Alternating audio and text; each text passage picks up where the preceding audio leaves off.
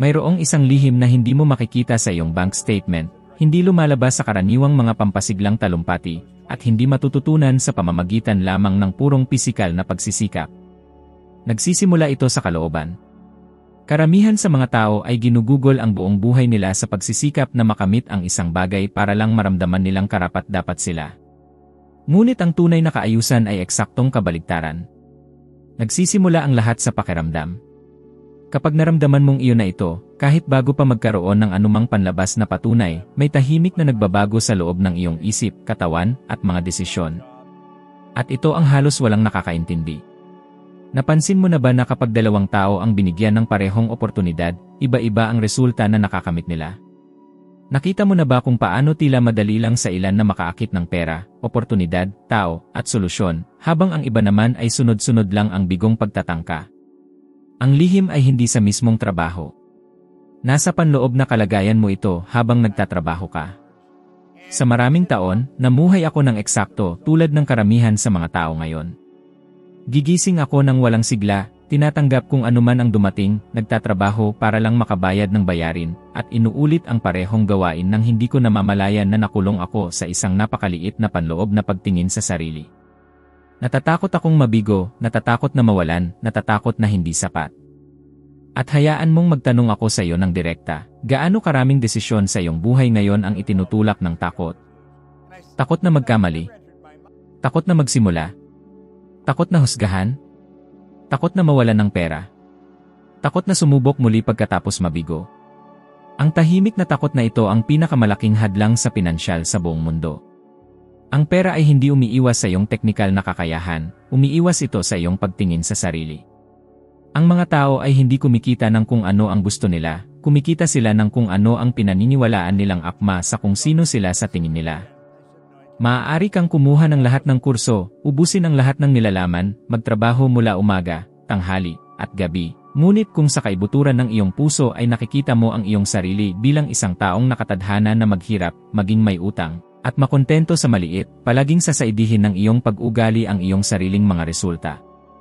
Ang isip ay patuloy na naghahanap ng pagkakaugnay sa pagitan ng kung ano ang pinaniniwalaan mong ikaw at kung ano ang pinahihintulutan mong magkaroon.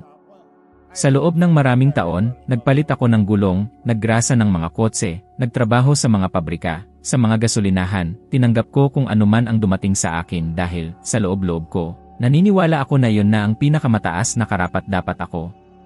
Sabi ko gusto kong umunlad, ngunit sa kaloob-looban ko, pakiramdam ko ay maliit ako. At kinumpirma lang iyon ng buhay. Hanggang may nangyari. Sapat na ang isang simpleng pagkakakilala sa isang bagong ideya upang buwagin ang buong identidad na binuo sa takot, kakulangan, at mga limitasyon na tinanggap ko bilang katotohanan nang hindi kailanman kinukwestiyon.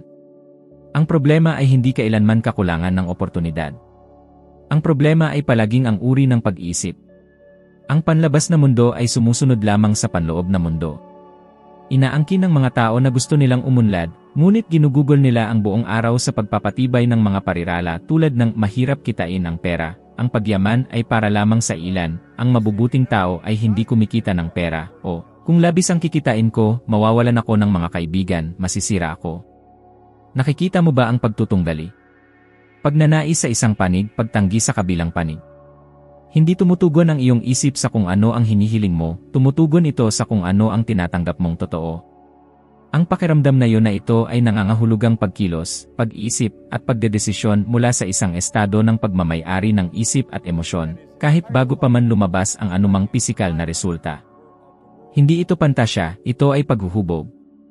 Ito ay pagsasanay. Ito ay pag-ulit. Ito ay pagbabago ng pagkakakilanlan. Kapag binago ng isang tao kung sino ang pinaniniwalaan nilang sila, automatiko nilang binabago ang pinahihintulutan nilang pumasok sa kanilang buhay. Hindi ito tungkol sa pagsisikap, ito ay tungkol sa pagkakahanay. Nagsisimulang dumaloy ang pera kapag nawala ang panloob na pagtutol.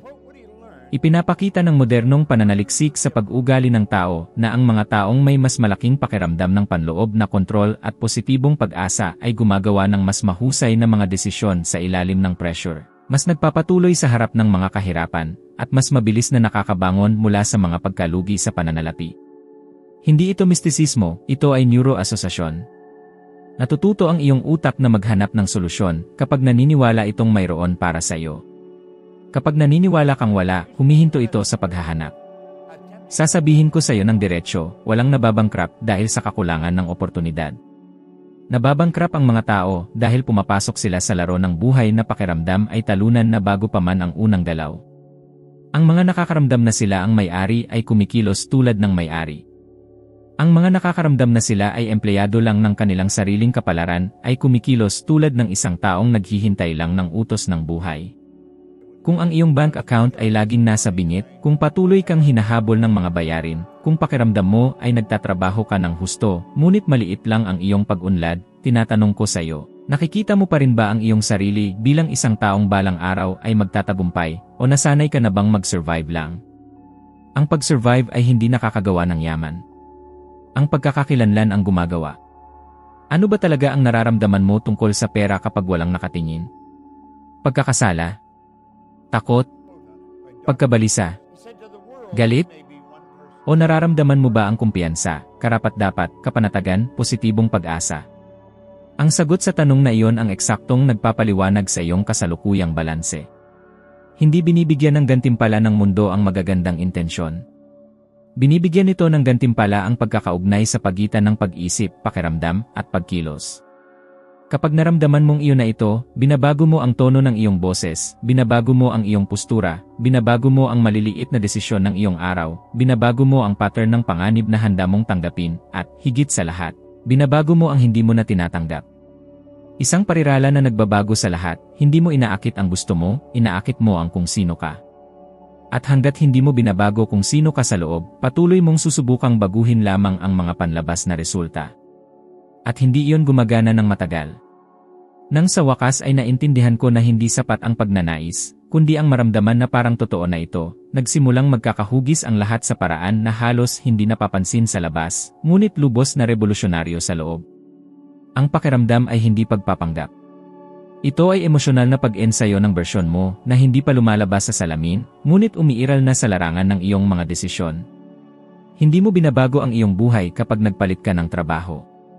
Binabago mo ang iyong buhay kapag binago mo ang otomatikong pattern ng iyong mga emosyon sa harap ng mga oportunidad.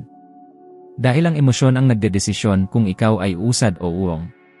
Karamihan sa mga tao ay nabubuhay ng ang kanilang katawan ay nasa kasalukuyan, ngunit ang kanilang isip ay nahubog ng nakaraan. Ang mga lumang pagkakamali ay nagiging pagkakakilanlan. Ang mga pagkabigo ay nagiging propesya. Ang isang hindi mula sa nakaraan ay nagiging walang hanggang limitasyon. At pagkatapos sasabihin ng tao, hindi ito para sa akin, hindi ako ipinanganak para dito, malas ako, palagi namang ganito. Nakikita mo ba kung paano lumilikha ng isang di nakikitang landas ang pakiramdam? Kung nararamdaman mong hindi ito para sa iyo, sasaidihin mo ang anumang naglalapit sa pagbabago kahit hindi mo namamalayan. Magpapaliban ka, magdududa, magreklamo, mawawalan ng tiwala, magpapabukas-bukas. Nakita ko na itong nangyari ng libu-libong beses. Ang mga taong nakakakuha ng umento at agad na nagkakaroon ng mas malaking gastos. Ang mga taong nakakapagtapos ng isang magandang deal at pagkatapos ay nakakatagpo ng problema na kumakain ng lahat. Hindi ito malas. Ito ay isang pagsasaayos sa kanilang level ng pagtingin sa sarili. Ang pera ay nananatili lamang kung saan ito emosyonal na tinatanggap. At hayaan mong huminto muna ako sandali dito, dahil kung ang nilalamang ito ay nagbubukas ng iyong isip sa ngayon, paki-like ang buton at mag-subscribe sa channel. Ang simpleng galaw na ito ay maaaring tila maliit, ngunit nakakatulong ito sa channel na makarating sa mas maraming tao na eksakto kung nasaan ka na o maaaring naroon pa rin. Kapag nag-interact ka, tinutulungan mo ang nilalamang ito na makarating ng mas malayo at maka-impluwensya ng mas maraming buhay. At mas mahalaga yon kaysa sa iniisip. Ang pakiramdam na iyon na ito ay nagsisimula sa isang bagay na napakatiyak, kailangan mong obserbahan ang iyong sarili. Paano ka mag-react kapag may lumitaw na oportunidad? Paano ka mag-react kapag nakita mong umuunlad ang iba? Nararamdaman mo ba ang paghanga o inggit? Inspirasyon o sama ng loob? Motivasyon o kawalan ng pag-asa? Ang nararamdaman mo ay nagpapakita ng kung ano ang pinaniniwalaan mong posible para sa iyo. Ang mga nakakaramdam na sila ay hindi kasama sa laro ay palaging tinatanggihan ang tagumpay ng iba. Ang mga nakakaramdam na kasama sila ay natututo mula rito. Mayroong isang simpleng ehersisyo na lubos na nagbabago sa kung paano mag-react ang iyong isip sa pera. Bago ka matulog, ipikit ang iyong mga mata at isipin ang isang maikli, simple, at makakamit na eksena. Hindi isang milagro, kundi isang bagay na kumakatawan sa tunay na pag-unlad. Maaaring ikaw ay nagbabayad ng bayarin ng madali, nagsasara ng benta, nakakatanggap ng mensahe na may alok, o nakikita ang iyong balanse sa account na patuloy na lumalaki. Ngunit heto ang lihim, hindi mo ito iniisip bilang isang taong nagnanais. Iniisip mo ito bilang isang taong nagkukumpirma. Hayaan mong maramdaman ng iyong katawan ang naturalidad ng tagumpay. Ang kapanatagan. Ang ginhawa. Ang seguridad. Hindi perpektong naiba ng iyong utak ang pagitan ng kung ano ang tunay mong nararanasan at kung ano ang matingkad mong iniisip na may sapat na emosyon. Ganito mag-ensayo ang mga atleta. Ganito natututo ang nervous system. Ang emosyonal na pag-uulit ay lumilikha ng identidad. At ang identidad ay lumilikha ng mga pattern sa pananalapi. Ang mga taong nagbago ng husto ang buhay ay natutunan ito bago pa man nila mabigyan ng pangalan. Si Jim Carrey, na noon ay hirap pa sa buhay, ay nagsulat ng isang simbolikong tseke para sa kanyang sarili na parang narating na niya ang antas na gusto niyang makamit. Hindi niya ito isinulat para mangarap, isinulat niya ito para sanayin ang kanyang sarili sa pagkakakilanlan na yon. Maraming taon pagkaraan, natagpuan lang ng realidad ang landas na nabuo na niya sa loob.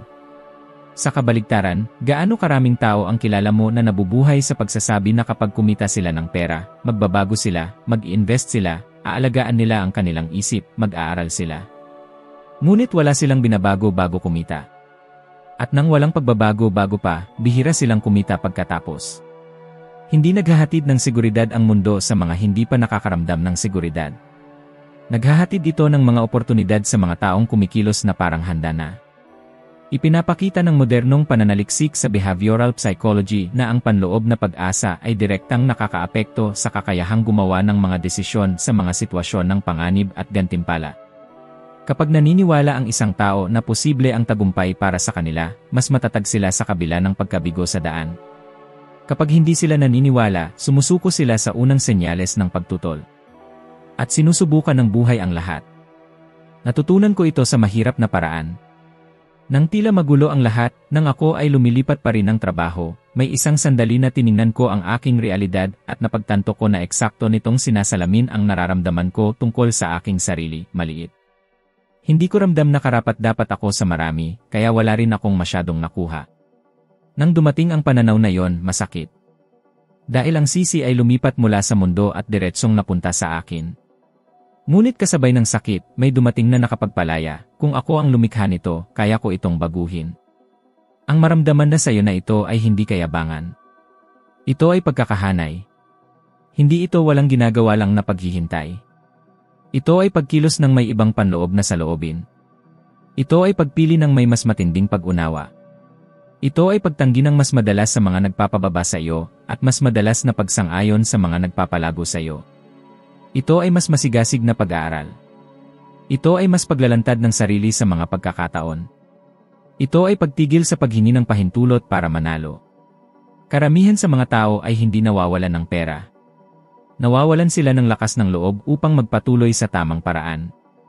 Nawawalan sila ng kakayahang makita ang kanilang sarili sa mas mataas na antas. Nawawalan sila ng kagustuhang panindigan ang isang bagong pagkakakilanlan ng matagal upang makahabol ang realidad.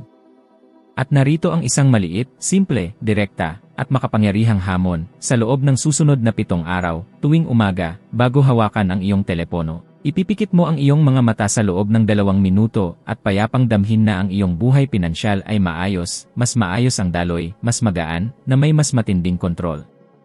Hindi ito sa lamang ka. Ito ay emosyonal na pagsasanay. Sa buong araw, obserbahan kung paano nagsisimulang magbago ang iyong mga desisyon nang walang kahirap-hirap. Kapag nagbago ang pakiramdam, nagbabago din ang iyong komunikasyon kasama nito kahit hindi mo namamalayan.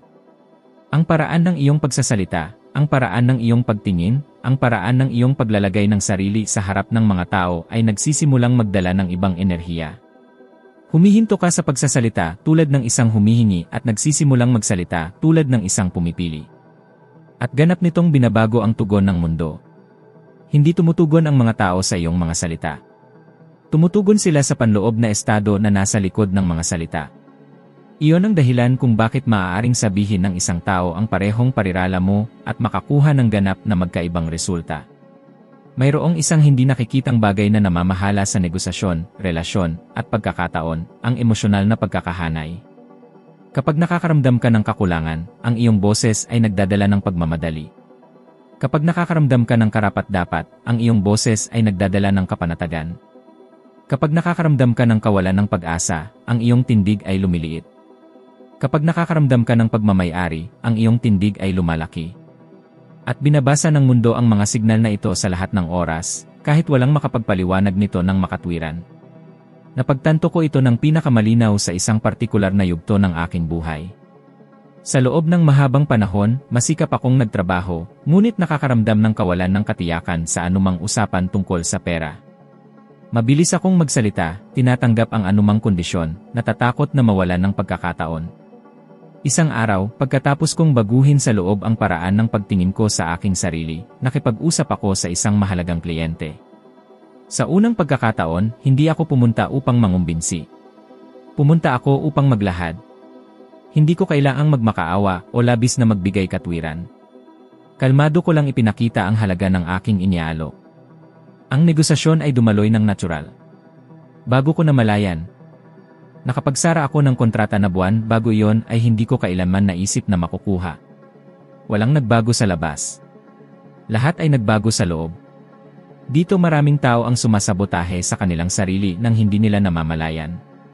Sinusubukan pa nga nilang mag-isip ng positibo, ngunit patuloy na nagsasalita ng negatibo. Sinasabi nilang gusto nilang umunlad, ngunit inilalaan ang buong araw sa pagrereklamo. Sinasabi nilang gusto nilang lumago, ngunit palaging inilalagay ang kanilang sarili bilang biktima. Sinasabi nilang gusto nilang manalo, ngunit nakikipag-ugnayan tulad ng isang talunan na. Ang pakiramdam ay palaging nananaig sa isang pinaghandaang pananalita. Ipinapakita ng pananaliksik sa pag-ugaling pang-ekonomiya na ang nakikita o nadadamang kumpiyansa sa sarili ay direktang nakakaapekto sa kredibilidad sa negosasyon, panayam, benta, at paggawa ng desisyon. Ang utak ng taong kaharap mo ay nakakakuha ng mga non-verbal cues sa loob ng mga milisegundo. Kinikilala nito kung naniniwala ka sa iyong sinasabi. At kung hindi ka naniniwala, wala ring ibang maniniwala.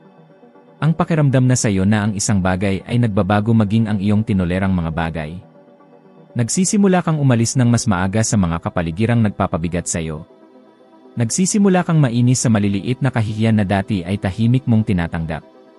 Nagsisimula kang mag-aral ng mas masipag, maghanda ng mas matindi, igalang ang sarili mong oras ng mas higit. Hindi dahil sa kayabangan, kundi dahil ngayon ay nararamdaman mo na ang iyong kinabukasan ay karapat-dapat sa pag-aalagang iyon. Isang karaniwang pagkakamali ang isipin na ang pakiramdam ay pag-imagine lamang ng kayamanan. Hindi.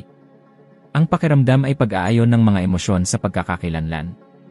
Maaaring isipin ng isang tao ang isang mamahaling sasakyan at pakiramdam pa rin ay maliit siya sa loob. At pagkatapos ay walang mangyayari. Ang isa pang tao ay maaaring simpleng makaramdam ng pagiging maayos, kumpiyansa, kontrolado, kahit na nagbabayad lang ng simpleng bayarin, at ito ay nagbubukas ng mga pintuan na hindi nila inaasahan. Isang malinaw na halimbawa ng isang umunlad ng husto sa pamamagitan ng pagbabago ng kanyang panloob na pattern ay si Oprah Winfrey. Hindi siya nagsimula ng mayaman, ngunit nagsimula siya ng may matinding paniniwala na ang kanyang kwento ay hindi magtatapos kung saan ito nagsimula. Ang katiyakang ito ang humubog sa kanyang mga desisyon, kanyang mga pagpili, at maging sa mga panganib na nagkaroon siya ng lakas ng loob na harapin. Tumugon ang mundo matapos niyang magbago sa loob. Sa kabilang banda, gaano karaming kwento ang alam mo ng mga taong mabilis na kumita ng maraming pera at nawala ang lahat? Hindi ito kakulangan ng pagkakataon. Ito ay kakulangan ng isang katugmang pagkakakilanlan upang mapanatili ito. Ang pera ay tumataas hanggang sa pinakamataas na pinapayagan ng isip at bumababa sa kung saan komportable ang isip. Kapag nagbago ang pakiramdam, maging ang uri ng mga problemang lumalabas ay nagbabago. Dati, mayroon kang mga problema sa pagkabuhay. Sa kalaunan, nagsisimula kang magkaroon ng mga problema sa pagpapalawak. Dati, nahihirapan kang magbayad ng mga bayarin. Sa kalaunan, nagsisimula kang mahirapan na pamahalaan ang paglago. At ang mga ito ay napakakaibang mga pakikibaka. Napagtatanto mong nagbabago ka kapag nagsisimula kang makaramdam ng pagkabagabag na manatili sa parehong lugar, talakayin ang parehong paksa, panatilihin ang parehong gawi. Ang dating tila normal ay nagsisimulang manggulo sa iyo. Hindi dahil naging masama ito, kundi dahil naging napakaliit na ito para sa kung sino ka na nagiging. At marahil ang pinakamahalagang tanong ay ito, handa ka bang panatilihin ang bagong pakiramdam na ito kahit wala pang panlabas na patunay? Dahil sa mismong pagitan na yon karamihan sa mga tao ay sumusuko. Gusto nilang maramdaman ito pagkatapos magbago ang buhay. Ngunit ang buhay ay nagbabago lamang pagkatapos maitatag ang pakiramdam. Mayroong isang tahimik na sandali sa proseso kung saan halos walang nakakapansin na nagbabago na sila, at sa mismong puntong iyon sumusuko ang karamihan ng tao.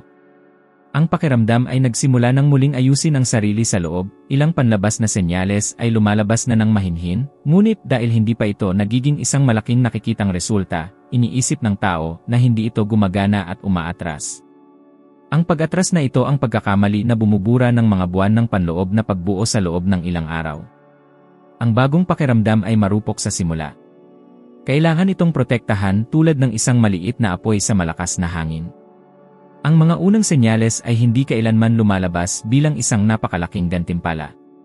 Lumalabas ang mga ito bilang maliliit na pagbabago sa pag-ugali, nagsisimula kang gustong mag-aral ng mas madalas, nagsisimulang maging interesado sa iba't ibang paksa, nagsisimulang mapansin ang mga pagkakataon na dati ay hindi napapansin, nagsisimulang lumayo sa mga kapaligirang nagpapahina ng iyong enerhiya.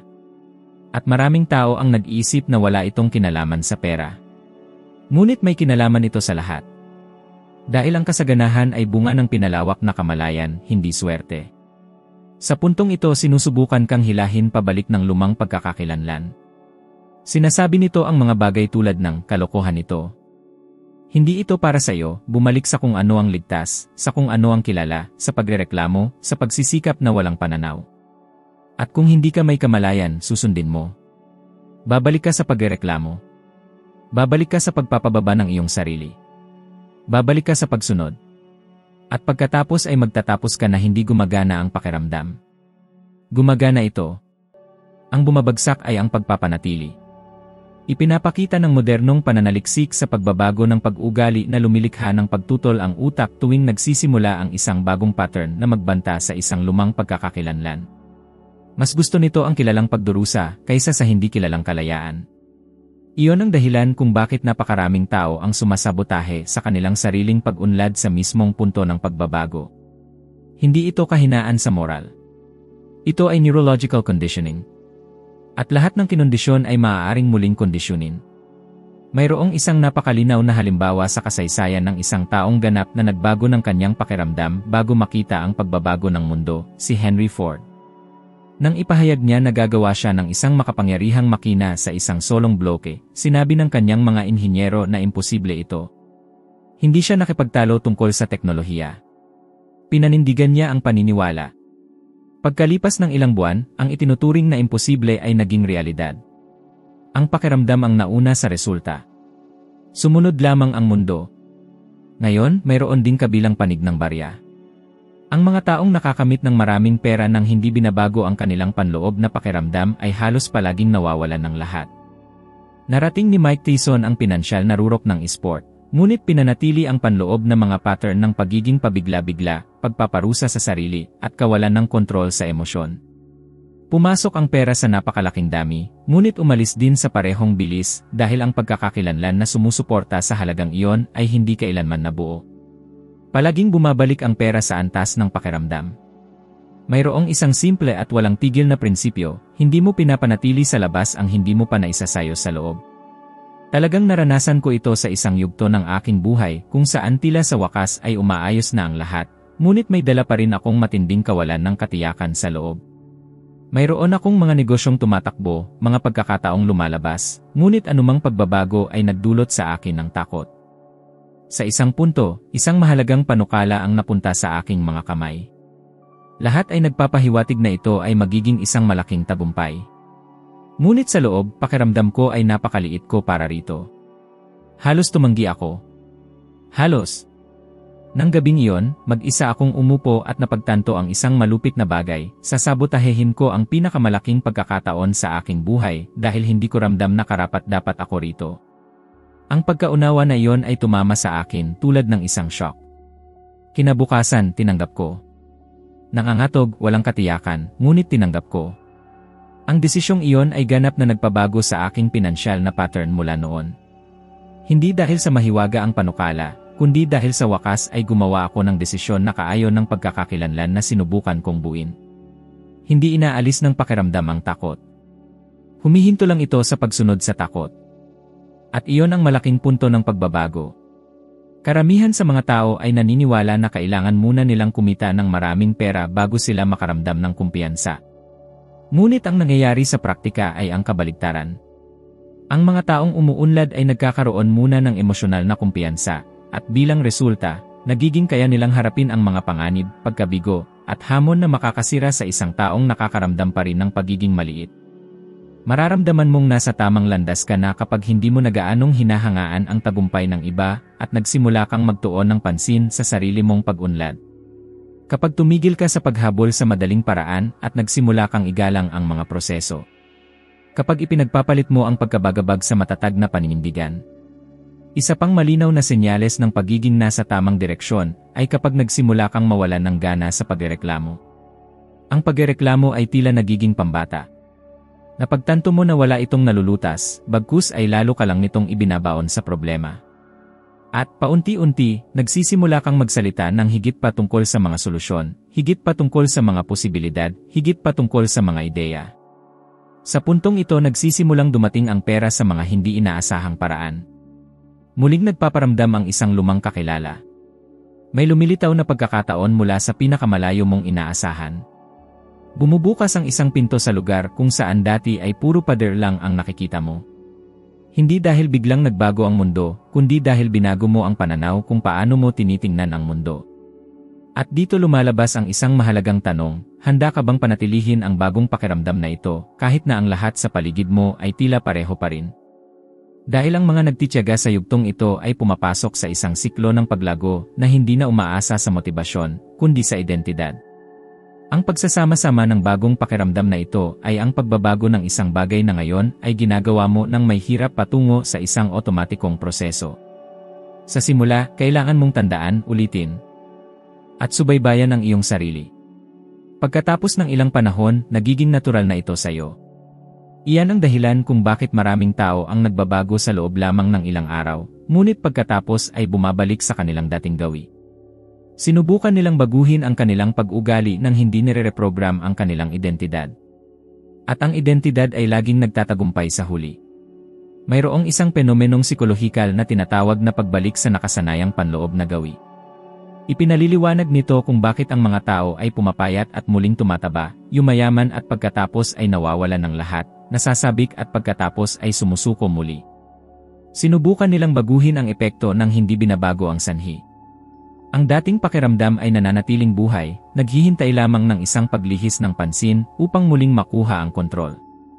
Upang gawing permanente ang bagong pakiramdam na ito, kailangan mong gawin ang tatlong bagay araw-araw, kahit napagod ka, abala, o nawawalan ng pag-asa. Unang bagay, kontrolin kung ano ang pumapasok sa iyong isip. Hindi ka makakabuo ng kasaganahan sa pamamagitan lamang ng pagkonsumo ng mga reklamo, balita na puno ng takot, kwento ng pagkabigo, at mga naratibo ng kakulangan. Ang iyong utak ay ginagaya kung ano ang pinapakain mo rito ng pinakamadalas. Kung pakainin mo ito ng kakulangan, natututo itong makita ang kakulangan sa lahat ng dako. Kung pakainin mo ito ng posibilidad, natututo itong makita ang mga paraan. Ikalawang bagay, ihanay ang maliliit at pang-araw-araw na desisyon sa bagong identidad na ito. Hindi ang malalaking gawaing heroiko ang bumubuo ng kayamanan. Ito ay maliliit at paulit-ulit na desisyon. Ang paraan ng iyong pagsasalita tungkol sa pera. Ang paraan ng iyong reaksyon sa mga problema. Ang paraan ng iyong paghawak sa mga pagkakataon. Ang paraan ng iyong pagtugon kapag may naganap na masama. Ang mga taong masagana ay hindi mas mabilis mawalan ng pag-asa. Mas mabilis silang muling nag-ayos. Ikatlong bagay, pang-araw-araw na pagsusuri kung sino ka na. Hindi kung sino ang gusto mong maging sa malayong hinaharap. Ito ay kung sino ka ngayon. Ngayon, kumilos ka ba bilang isang taong nagtatayo o isang taong nagrereklamo lamang? Ngayon, ipinosisyon mo ba ang iyong sarili bilang isang karapat-dapat o isang taong humihingi ng tawad sa pag-iral? Ngayon, umusad ka ba ng kaunti o nakaligtas ka lamang? Mayroong isang napakalinaw na halimbawa ng isang taong muling itinayo ang lahat mula sa isang panloob na pakiramdam ng pagkatao, si Arnold Schwarzenegger. Bago siya nagkaroon ng anumang pandaigdigang pagkilala, taglay niya sa kalooban ang paniniwala na magtatagumpay siya sa iba't ibang larangan. Hindi siya naghintay na sumikat upang makaramdam ng kakayahan. Naramdaman niya muna ang kakayahan. Kinumpirma lang ito ng mundo sa kalaunan. Ngayon, kung gusto mong makita ang mapanirang epekto ng hindi pagpapantay ng iyong panloob na pakiramdam sa iyong identidad, obserbahan mo lamang kung gaano karaming tao ang nanalo ng mga premyo, mana, malalaking halaga ng pera, at nawawala ang lahat sa loob lamang ng ilang taon. Hindi dahil wala silang pagkakataon, kundi dahil hindi nila naramdaman na karapat-dapat silang panatilihin ito. Umalis ang pera upang ibalik ang mga individual na iyon sa tanging lugar kung saan sila komportable sa emosyonal na paraan. Ang pinakapangunahing punto ay simple at direkta, hindi mo kailangang kumbinsihin ang mundo ng anuman. Kailangan mo lang kumbinsihin ang iyong sarili. Kapag nangyari iyon, ang natitira ay dumadaloy bilang isang kahihinatnan. At ngayon nais kong magmungkahi ng isang tunay, simple, at nagpapabagong hamon sa iyo. Sa susunod na 21 araw, araw-araw, nang walang mintis, isusulat mo ang 3 desisyon na ginawa mo sa araw na iyon na naayon sa identidad ng isang umuunlad. Maaari itong maging isang maliit na bagay, pag-aaral sa halip na pagrereklamo, pagtanggi sa isang padalos-dalos na paggasta, pag-schedule ng isang mahalagang pag-uusap, pagiging matatag, pag-aalaga ng mas mabuti sa iyong isip. Sa pagtatapos ng 21 araw na ito, hindi ka na ang parehong tao. Hindi dahil nagbago ang mundo, kundi dahil binago mo kung sino ka sa loob. At kapag nangyari iyon, walang krisis, gobyerno, ekonomiya, o opinyon ng ibang tao ang makakahila sa iyo pabalik sa iyong dating gawi. Dahil kapag naramdaman mong iyon na ito, hindi ka na nagmamakaawa para sa mga mumo. Nagsisimula kang itayo ang pinangarap mo lang dati. May dumarating na punto kung saan ang pagbabago ay humihinto sa pagiging isang magandang ideya at nagsisimulang lumikha ng tunay na alitan sa iyong buhay. Ito ay kapag hindi ka naganap na akma sa lumang gawi, ngunit hindi mo paganap na niyayakap ang bago. Ito ang pinakamapanganib na teritoryo sa lahat. Dito maraming bumabalik dahil nakakaramdam sila ng kalungkutan, hindi pagkaunawa, kahit na parang estranghero sa sariling tahanan. Nagsisimula kang mag-isip ng iba, kumilos ng iba, pumili ng iba, at ang mga tao sa paligid mo ay patuloy na umaasa na maging ikaw ang dating ikaw. Ang panloob na alitang ito ay isang malinaw na senyales ng paglago. Sinumang hindi pa nakaranas nito ay hindi pa tunay na sumubok na magbago. Maraming tao ang nag-isip na ang kasaganahan ay tungkol lamang sa paggawa ng pera. Ngunit ang tunay na kasaganahan ay ang pag-aaral na panatilihin ang isang bagong kaisipan kahit na walang sinuman sa paligid mo ang nagpapatunay sa pagbabagong iyon. Ito ay kapag huminto ka sa paghahanap ng emosyonal na pag-apruba upang lumago. Ito ay kapag nauunawaan mo na hindi lahat ng naglalakad sa tabi mo ngayon ay maglalakad kasama ka bukas. At masakit iyon. Masakit mawalan ng koneksyon sa mga tao, masakit lumayo sa mga kapaligiran, masakit mapagtanto na ang ilang relasyon ay umira lamang dahil sapat ka pa ring maliit para magkasya sa kanila. Ngunit ang sakit na ito ay hindi kawalan. Ito ay paglipat. Susubukan kang kausapin ng iyong dating sarili, ngayon lang, sa isang beses lang, para lang maiwasan ang alitan, para lang hindi magmukhang mayabang, para lang hindi masyadong mapansin. At kung mahulog ka sa mga panloob na negosasyong ito araw-araw, maaari mong gugulin ang buong buhay mo sa halos mode. Halos umuunlad. Halos nagbabago. Halos nabubuhay sa buhay na alam mong kaya mong mabuhay. Puno ang mundo ng mga taong napakalapit na, ngunit bumalik dahil sa takot na panatilihin ang sarili nilang kadakilaan. Mayroon ding isang detalye na halos walang nakakapansin. Kapag binago mo ang iyong panloob na pakiramdam, ginugulo mo ang emosyonal na balanse ng mga nasa paligid mo. Ang ilang tao ay ma-inspire. Ang iba ay mababagot. Susubukan ng iba na hilahin ka pabalik sa kung saan sila komportable. Hindi dahil masama sila, kundi dahil ang iyong pagbabago ay pumipilit sa kanila na harapin ang sarili nilang pagtigil. At hindi lahat ay handang gawin yon. Sa sandaling ito kailangan mo ng isang bagay na mas malakas kaysa sa motibasyon. Kailangan mo ng pangako sa kung sino ka na. Ang motibasyon ay nagbabago-bago. Ang pangako ay hindi. Ang motibasyon ay nakasalalay sa iyong kalooban. Ang pangako ay nakasalalay sa iyong desisyon. At magkakaroon ng mga araw na hindi ka makakaramdam ng kumpiyansa, hindi ka makakaramdam ng kasaganahan, hindi ka makakaramdam ng lakas. Ngunit kahit sa mga araw na yon, kailangan mong kumilos tulad ng isang taong pinili ng hindi na bumalik sa dating gawi. Isang karaniwang pagkakamali ay ang maghintay na laging makaramdam ng mabuti upang magpatuloy. Ang mga lumalago ay hindi naghihintay na makaramdam ng mabuti. Nagpapatuloy sila kahit na nakakaramdam sila ng kawalan ng katiyakan, pagod, pagdududa, o takot. Ang kaibahan ay hindi na nila hinahayaan ang mga emosyong ito na gumawa ng desisyon para sa kanila. Nararamdaman nila ang lahat, ngunit hindi nila sinusunod ang lahat. Nagsisimula kang maging financially mature kapag huminto ka sa paghahanap ng agarang kasiyahan at nagsimula kang pumili ng emosyonal na kapanatagan. Kapag ipinagpalit mo ang mga impulsibong pagbili para sa isang pangmatagalang pananaw. Kapag ipinagpalit mo ang mga dahilan para sa responsibilidad. Kapag ipinagpalit mo ang pagtakas para sa mapagpasyang aksyon. At hindi ito nangyayari sa isang gabi. Nangyayari ito sa katahimikan, sa mga desisyon na walang nakakakita, kapag walang manonood, kapag walang pumapalakpak sa iyo.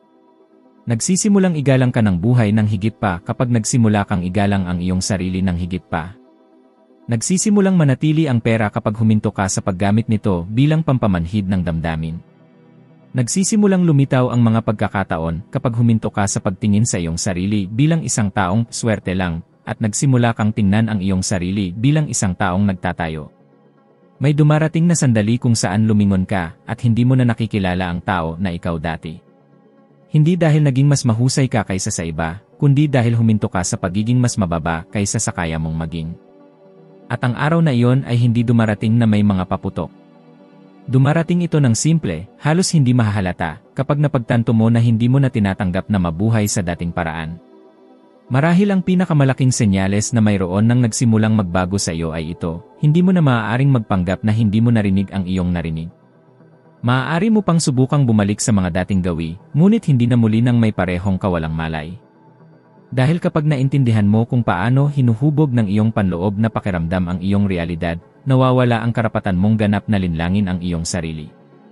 At iyon, sa kabila ng pagiging nakakatakot, ay isa sa pinakamalaking kalayaan na maaaring makamit ng sinuman. Marahil ngayon nagsisimula kang mapagtanto na wala sa mga ito ang nakasalalay sa swerte, mana, o hindi nakikitang pribilehyo. Ang lahat ay nagsisimula sa tahimik na sandali kung kailan ka magpasya, sa loob mo, na hindi ka na mabubuhay tulad ng dati. At ang sandaling iyon ay hindi maingay, hindi ito inaanunsyo, hindi ito dumarating na may palakpakan. Nangyayari iyon doon mismo, sa loob mo, simple lamang, ngunit tiyak. Hawakan ito ng maingat. Obserbahan ang iyong mga iniisip, ang iyong mga emosyon, at ang iyong mga pagpipilian sa mga darating na araw. Magsisimula kang mapansin ang mga detalye na dati ay hindi mo napapansin. At kapag nangyari iyon, nagsisimulang tumugon ang buhay sa ibang paraan, halos parang naghihintay ito sa bagong posisyong ito na lumitaw. Kung ang mensaheng ito ay tumugon sa iyo, ibahagi ang video na ito sa isang espesyal na tao. Maaaring isang taong nasa matinding pagsubok, isang taong pinanghihinaan ng loob, o isang mahal mo na gusto mo ring makitang umunlad. Minsan, isang mensahe lamang sa tamang panahon ang siyang susi sa pagbabago na makapagpapalit sa buong takbo ng isang kwento. Sama-sama tayong umusad at magkita-kita tayo sa susunod na video.